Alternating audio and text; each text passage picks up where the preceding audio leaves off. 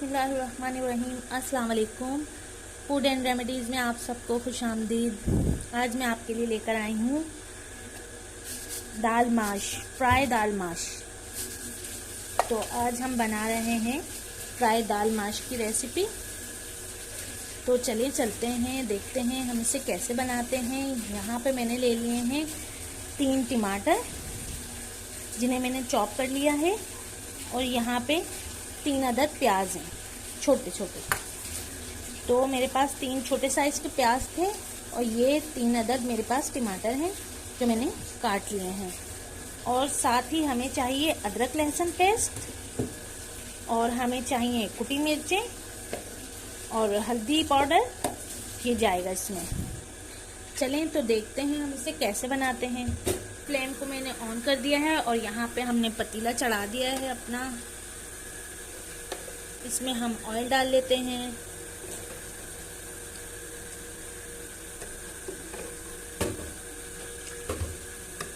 यहाँ पे हमने 3 चम्मच ऑयल डाल दिया है, और इसमें हम मसाले को भून लेंगे।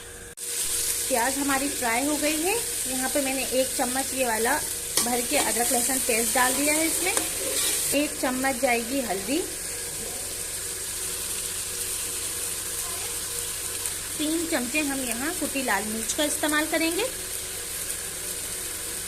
3 चमचे मैंने लाल कुटी मिर्च ले ली है।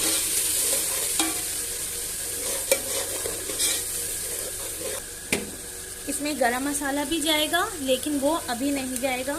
जब हम टमाटरों के साथ मसाला भून लेंगे तब हम इसमें गरम मसाला भी शामिल करेंगे। जी, तो हमारा मसाला भून चुका है। अब हम इसमें टमाटर जो हमने काट के रखे थे, 3 टमाटर दरमियाने साइज के, वो मैंने शामिल कर दिया। मसाला हमारा भून चुका है। मैंने इसमें नमक नहीं डाला है, क्योंकि नमक हम अगर डाल देंगे तो दाल गलेगी नहीं, इसलिए हम नमक दाल गल जाने के बाद शामिल करेंगे। मसाला हमारा तकरीबन भून चुका है। अब मैंने इसमें यहाँ पे थोड़ा सा गरम मसाला ले लिया है, 2 इलायची ले ली है मैंने, थोड़ी सी काली मिर्च है, दालचीनी के 3-4 टुकड़े हैं मेरे पास, और लौंगे हैं 3-4। तो ये मैं शामिल कर रही हूँ इसमें। आप चाहें तो पिसा गरम मसाला भी शामिल कर सकते हैं। मसाला हमारा भुन गया है, तो अब हम दाल शामिल करेंगे। जो है माश की दाल इसमें शामिल कर दी है, और मेरे पास जो मसाला है और जो दाल है वो मैंने आधा किलो दाल ली है, उसके हिसाब से मैंने मसाला लिया है। 3 प्याज़ें और 3 टमाटर। आप चाहें तो आप मसाले को कम ज़्यादा कर सकते हैं अपने टेस्ट के मुताबिक। कि दाल में हमें मसालों का बहुत अच्छा सा फ्लेवर आ जाएगा मसालों से, और दाल खाने में इंतहाई लजीज और टेस्टी है। अब हम इसमें पानी ऐड कर देते हैं। 2 गिलास मैंने पानी शामिल कर दिया है, और अब मैं इसे दाल गलने तक पकाऊंगी। ढक्कन दे दिया है मैंने, और आँच को जो है मैंने दरमियाना रख लिया है। बहुत ज़्यादा स्लो आंच नहीं करेंगे, हम दरमियाने आंच पे इसको बॉईल करेंगे। दाल को हम देख लेते हैं। तकरीबन 25 मिनट हो गए हैं दाल को। जी, तो दाल का पानी खुश्क हो गया है, और हम इसको देख लेते हैं कि ये गली कि नहीं गली।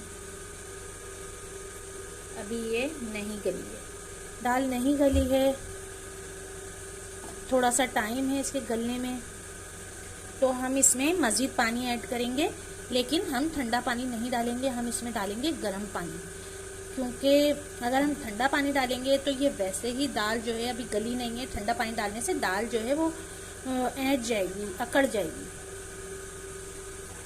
तो मैं यहाँ पे शामिल कर रही हूँ गर्म पानी।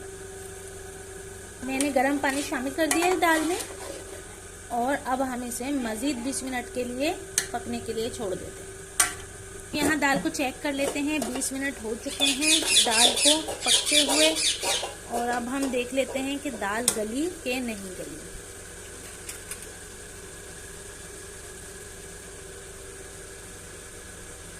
दाल हमारी गल गई है। अब इस स्टेज पे हम नमक शामिल कर देंगे।